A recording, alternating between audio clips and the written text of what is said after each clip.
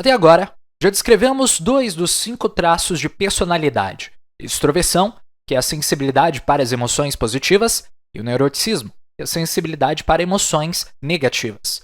Agora, vamos falar sobre a agradabilidade, que é um traço ligado aos relacionamentos íntimos que uma pessoa tende a ter. Inicialmente, é importante fazer uma distinção dela com a extroversão, por exemplo, pois enquanto um extrovertido se motiva para estar com as pessoas, conversar com elas ou se expor a elas, é possível que um extrovertido tenha baixa agradabilidade também, fazendo que ele tenha uma boa capacidade para falar e conversar com as pessoas, mas pouca tendência a manter esses relacionamentos de uma forma íntima e profunda. É uma combinação muito comum para alguns tipos de narcisista, por exemplo. Por outro lado, também é possível ter baixa extroversão e alta agradabilidade.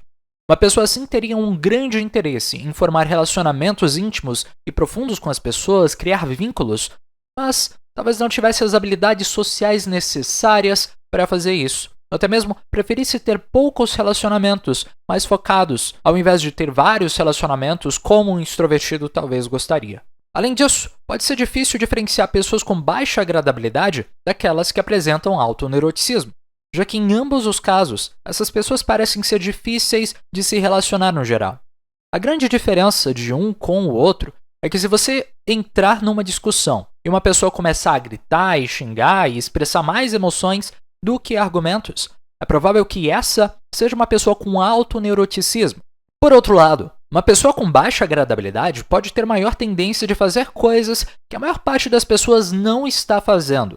Essas são pessoas mais individualistas, que podem muitas vezes ter ideias que vão contra o que a sociedade está fazendo, seja de uma forma boa ou de uma forma ruim. Enquanto pessoas com alta agradabilidade, então, se motivam por serem agradáveis e úteis e empáticas com as outras pessoas, de conseguirem viver em paz e em harmonia, pessoas com baixa agradabilidade são mais motivadas por competir, como se buscassem muitas vezes estar por cima dos outros. Quando funcional, obviamente, esse traço pode ser bom, já que pela evolução, a competitividade também traz uma variabilidade.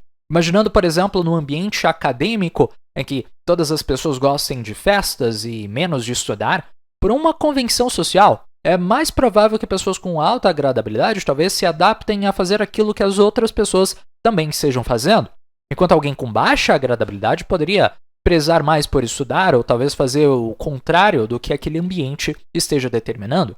É o famoso trabalhe enquanto eles dormem, trabalhe enquanto eles festejam e etc. Mas é claro, isso é apenas um caso hipotético. O que nós sabemos de verdade é que pessoas com maiores pontuações de agradabilidade, na sua maioria, tendem a ser mulheres, e aqueles com menores pontuações tendem a ser homens, levando à mesma diferenciação do neuroticismo.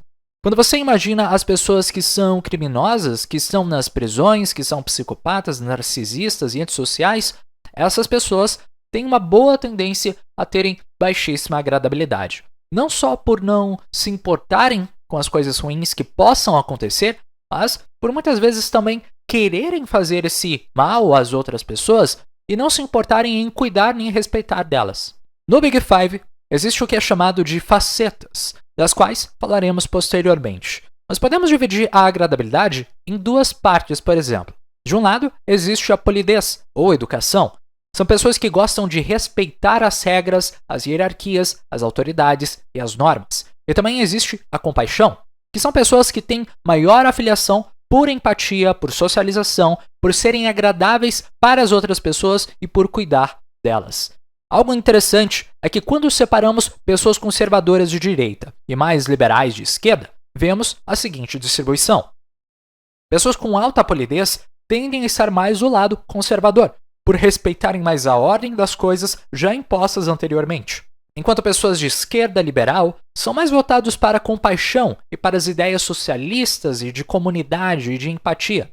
O que faz sentido imaginar que homens tenham maior tendências para serem de direita e mulheres para serem de esquerda. Isso é, a menos que você viva em países subdesenvolvidos, os quais parecem ter uma maior mistura disso. O motivo para isso é que quando olhamos para países de primeiro mundo com maior igualdade de gênero e distribuição de renda, ou seja, países escandinavos como a Suécia e a Noruega, vemos que a diferença de personalidade entre homens e mulheres é ainda maior que nos outros países. Nesses países de primeiro mundo, mulheres têm ainda maior agradabilidade e homens têm ainda menor. Mulheres preferem as áreas de saúde e do atendimento, como psicologia e enfermagem, enquanto homens optam pelos campos de STEM, de ciência, tecnologia, engenharia e matemática.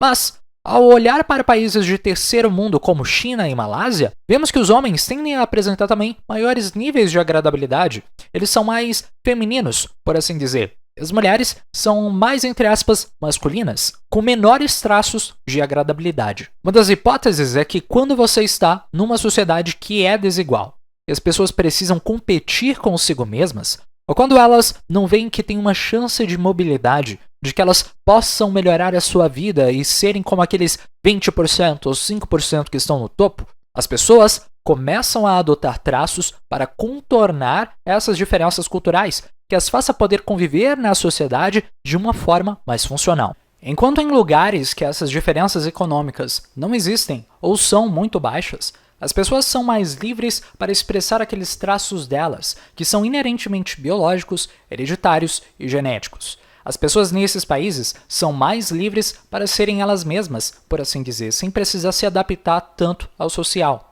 No cérebro, as facetas de polidez são associadas com maiores funções serotoninérgicas da serotonina, que regula a estabilidade emocional de uma pessoa, e menores níveis de testosterona, o hormônio masculino, que, diferentemente do que as pessoas acreditam, não é algo relacionado a comportamentos agressivos e rudes, mas é ligado a ampliar traços que já existem. Então, se uma pessoa tem uma tendência a ser agressiva e rude, a testosterona age fazendo essa pessoa ser ainda mais agressiva e ainda mais rude, e não fazendo ela ter esses comportamentos, por assim dizer. Além disso, o nosso cérebro tem sistemas construídos para empatia. Esses sistemas permitem que nós tenhamos uma imitação dos sentimentos alheios, e muitas vezes são os mesmos sistemas que nos fazem sentir dor física ou dor emocional. Eles estão ligados ali entre o córtex pré-frontal, que regula a moralidade, e a parte externa da ínsula, que regula as nossas respostas emocionais e mais impulsivas. Por isso, ainda que ter um córtex pré-frontal bem desenvolvido esteja relacionado com a alta intelectualidade, a alta racionalidade, a alta estabilidade emocional e boas decisões de vida, quando nós vemos bombeiros e pessoas que arriscam as suas vidas para ajudar as outras pessoas que estão em situações de extremo perigo, como entrando numa casa pegando fogo para salvar uma criança ou fazendo atitudes impulsivas para ajudar alguém, vemos que não é essa parte racional do cérebro que nos faz cometer esse tipo de ação empática e altruísta, mas são, na verdade, as partes mais, entre aspas, irracionais, mais emocionais do nosso cérebro que promovem esse tipo de comportamento. Quando olhamos o subtraço de compaixão, vemos que esses sistemas de empatia parecem ter maior conectividade e maior atividade. E o mais legal ainda desses estudos que viram isso é ter descoberto uma grande neuroplasticidade nessa região, significando que, mesmo que você tenha baixo subtraço de compaixão, é possível treinar o seu cérebro para tornar ele mais empático, dando a entender que, mesmo aquelas pessoas mais rígidas e retraídas também possam se tornar mais sociais se elas só treinarem e quiserem ser assim. Então você pergunta, mas para que serviria ser mais empático? Bem, quando algumas pessoas bem-sucedidas e mais velhas foram perguntadas o que traz felicidade na sua vida, a maior parte dessas pessoas disse que, na verdade, eram amigos, família, relacionamentos que elas criaram, e não objetos, dinheiro e status. Ainda que pessoas extrovertidas tenham alta motivação dopaminérgica, isso não significa que elas sejam felizes o tempo inteiro, e muito menos felizes ao conseguir essas coisas que elas perseguem, como nós vimos anteriormente.